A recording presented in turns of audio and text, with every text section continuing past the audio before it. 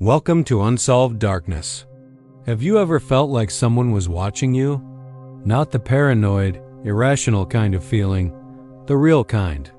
The kind that starts small and builds slowly until it is impossible to ignore. A curtain that moves. A footprint that leads somewhere but not back.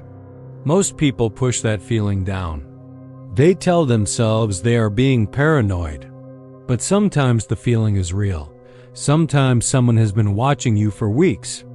These are two stories from people who felt that feeling and ignored it for too long. Story 1. The window across the alley. I was 23 when I moved into my first apartment in Chicago. A small studio on the top floor. The only window looked out over a narrow alley. Across the way, maybe 20 feet at most, was another apartment building almost identical to mine. I was working late shifts, coming home around 3 in the morning. About a month in, I noticed a flicker of movement in the window opposite mine. Just a curtain shifting. I looked directly at it. Still. Dark. Nothing. I told myself it was a draft or my eyes were just tired. The next night it happened again. The moment I turned on my lights, the curtain across the alley shifted. A hand pulling the fabric back slightly. The lights in that apartment were never on. In a month, I had never once seen signs of life. I had assumed no one lived there. I started testing it. Some nights I sat near the window in the dark and waited. Nothing moved. But if I turned on a light, the curtain shifted, every time. Someone was waiting in the dark for the moment I came home. My landlord said the unit was vacant. Then one night I reached my door and saw a crumpled note wedged into the frame. It had one word written in the center, "Hey."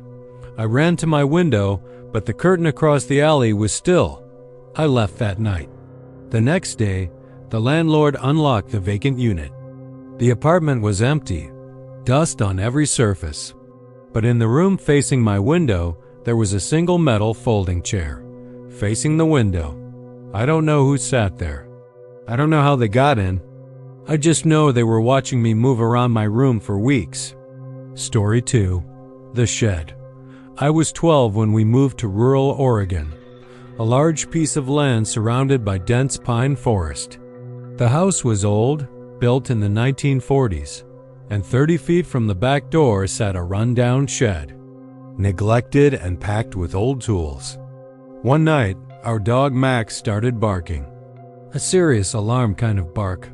He was facing the shed and the motion light had triggered.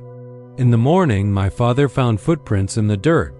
Deep boot prints coming from the tree line leading to the shed door. Not away. My father changed the padlock. But Max kept waking me up. Always past midnight. Always facing that shed in the dark. I watched from my window one night. The motion light came on and I saw a shape at the edge of the light moving toward the shed. I found scratches around the keyhole. Someone had been trying to pick the lock.